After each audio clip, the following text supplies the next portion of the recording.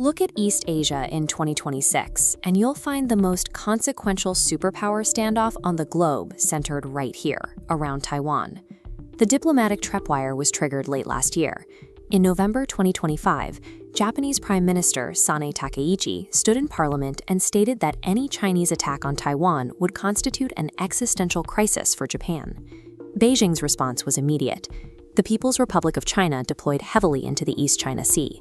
They utilized aggressive gray zone tactics and advanced information operations designed to disrupt regional command and control systems. To counter this, a historically pacifist Japan is executing its largest military buildup since the Second World War. They are rapidly modernizing their air and naval fleets, ballooning their defense budget, and integrating directly with United States forces. Tracking only the diplomatic cables and military posturing suggests that Beijing and Tokyo are perfectly primed to tear up every treaty they share and pull the entire region into open conflict. But that military hostility obscures an entirely different economic reality. This chart shows their global standing in 2026.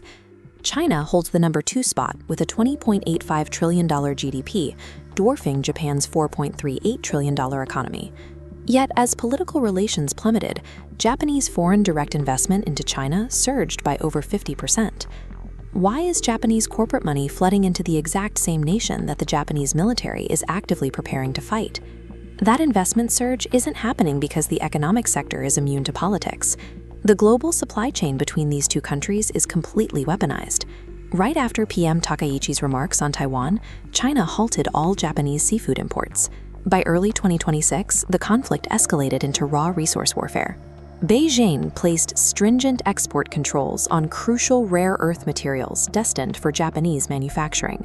Tokyo responded in kind. In their 2026 diplomatic blue book, the government officially downgraded China's status, stripping the phrase "most important" and labeling them simply an important neighbor. The 50% spike in corporate investment represents a highly calculated move, with Japanese firms doubling down on the Chinese market, despite a trade environment that has become a literal minefield. For Japanese corporate leadership, the reality is entirely practical. To stay globally competitive in advanced sectors, like electric vehicles and autonomous driving, Japanese firms realize they cannot survive without access to China's massive research and development ecosystem. This illustrates how they solve that problem through strategic hedging.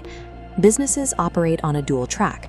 While the government maintains a hard political blockade, corporations quietly uphold joint ventures, often routing capital through third-party countries to shield investments from blowback. By subverting their own government's diplomatic freeze, these corporations are making a bet that maintaining access to China's R&D ecosystem is the only way to avoid being priced out of the global race for electric and autonomous vehicles. Look at both halves of this equation. You have a hostile military standoff operating directly parallel to deep economic integration. Tokyo's government is drawing a permanent physical line in the water over Taiwan, backed by a rapidly modernizing defense force. But at the exact same time, Japan's private sector is bridging the diplomatic trench to ensure Beijing remains an indispensable business partner. This breaks the mid-20th century definition of a Cold War. In a highly globalized economy, total separation between competing powers simply doesn't happen anymore. Nations are no longer forced to choose between being mortal enemies or vital trade partners. They are entirely capable of acting as both at the exact same time.